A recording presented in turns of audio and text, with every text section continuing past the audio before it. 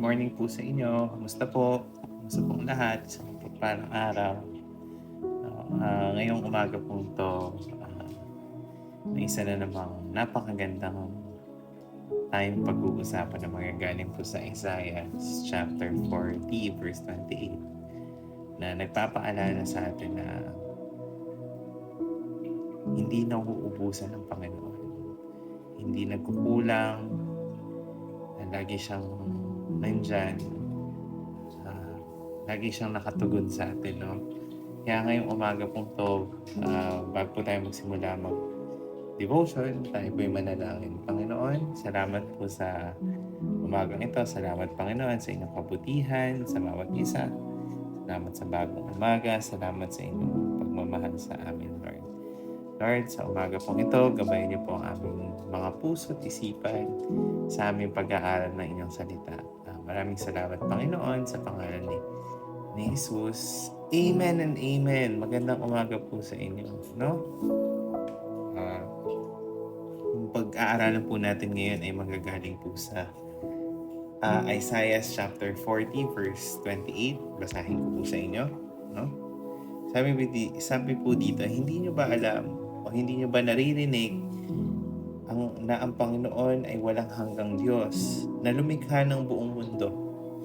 Hindi siya napapagod o nangihina at walang nakakaarok ng kanyang isip, no? Talagang wala po talagang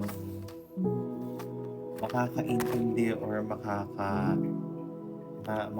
nakakaalam ng iniisip ng Panginoon para sa atin. Kaya katulad po ng sinabi ko kanina, lagi po siyang nandyan, no? Sa bawat umaga po, no, tayo humaharap ng panibagong hamon, gawain. Madalas iniisip natin ang ating limitasyon kung paano natin haharapin ang araw na puno ng mga responsibilidad. Ngunit, naaalala ba natin kung sino ang Diyos na ating sinasandalan? O kilala niyo po ba ang Diyos na sinasandalan niyo? No? Ayon po sa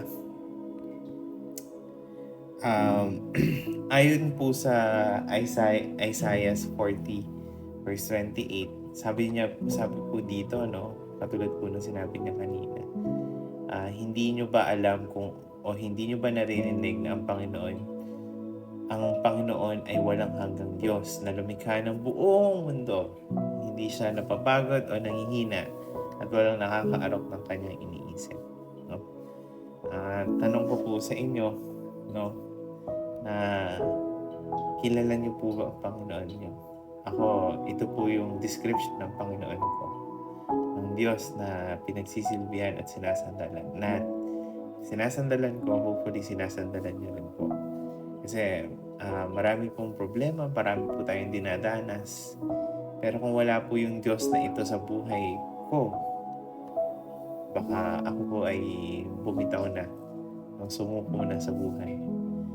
Pero ang ganda po ng paalala, no? Itong talata pong ito ay isang paalala ng ating Diyos ay makapangyarihan sa lahat, walang hanggan at hindi kailanman napapagod, no? Sa kanyang mga kamay, nakasalalay ang buong sanlibutan. Isipin niyo po, buong mundo, buong sanlibutan, bawat corners, bawat area, hindi pa natin naaabot. Siya po ang may hawak nito. Ngunit siya rin ang Diyos na personal na nagmamalasakit sa bawat isa sa atin. Sa gitna ng ating kahinaan, dapat tayong magtiwala ng kanyang lakas. Ang kanyang karunungan ay sapat na upang patnubayan tayo sa ating buhay, sa ating araw, sa ating gabi, sa ating maghapon, no? Baka kasi mamaya nakakalimutan po natin na napakamakapangyarihan po ng Panginoon natin, ng Diyos natin, no, sa buhay natin. Kaya huwag po natin siyang limitahan sa kaya niyang gawin. Baka po kasi yung iba sa inyo iniisip na na hindi kaya ng Panginoon natin yung mga iniisip natin. Kayang-kaya niya yun, no? As long na ikabubuti natin at hindi ikasasama ng iba. As as long na makakabuti sa atin at hindi kasasama ng iba. Tandaan niyo po yan. No? Huwag po nating hayaan na lalamunin tayo ng problema dahil ang Diyos natin kayang solusyonan ito. Tiwala lang, sandal lang, kapit lang sa Panginoon talaga. No? Tanong po, ngayong umaga, sa anong aspeto ng buhay natin o namin para sa atin na dapat ipaubaya ang ating mga kahinaan sa Diyos ngayong araw na to. No? Anong aspeto ng buhay mo ngayon? Ngayong araw mismo. May dala-dala ka bang alalahanin? May dala-dala ka bang mga problema o responsibilidad na feeling mo hindi mo kayang gawin? Paubaya mo sa Panginoon, siya bahala sa iyo. No? Paalala, simulan natin ang araw na to nang may pusong nagtitiwala sa Diyos. Walang iba. Kung magtiwala tayo sa Diyos, alalahanin na siya na hindi nauubusan ng lakas at ang kanyang plano ay laging higit pa sa ating kayang isipin. Huwag natin limitahan ng Lord. Hayaan po natin ang Lord na kumilos sa buhay natin. Hayaan po natin ng Lord magbigay solusyon sa mga bagay na hindi natin maunawaan. No? O sa mga responsibilidad na feeling natin hindi natin kaya, out of our control, hindi ipaubaya mo sa Panginoon. Diba? Dali po. Minsan po kasi, ang kulang lang po sa atin na sabihin na, Lord, tulungan mo ko. Lord, ikaw na bahala. Madalas kasi, ako na lang. Mapapagod ka, iiyak ka, puro ganun na lang. No? Kaya, matuto po tayong maging dependent sa Panginoon dahil kaya niya pong gawin lahat.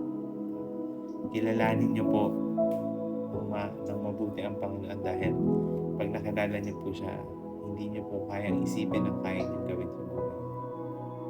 Sa buhay niyo, sa buhay ng mga kapatid natin, sa buhay ng pamilya natin, sa buhay ng mga kaibigan natin.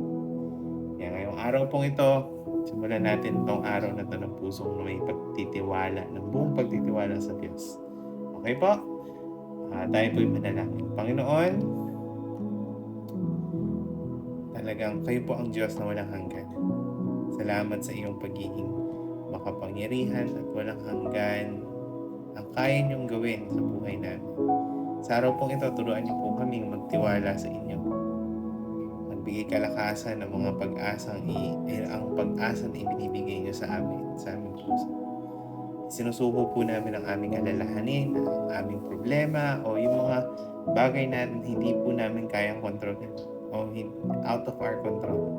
Patnubayan niyo po kami sa bawat hakbang na aming tinatahak, Panginoon, sa aming journey sa araw-araw. Panginoon, ingatan niyo po ang bawat isa, ingatan niyo po ang aming pamilya. Salamat, Panginoong Jesus, sa pangalan ni Jesus. Amen.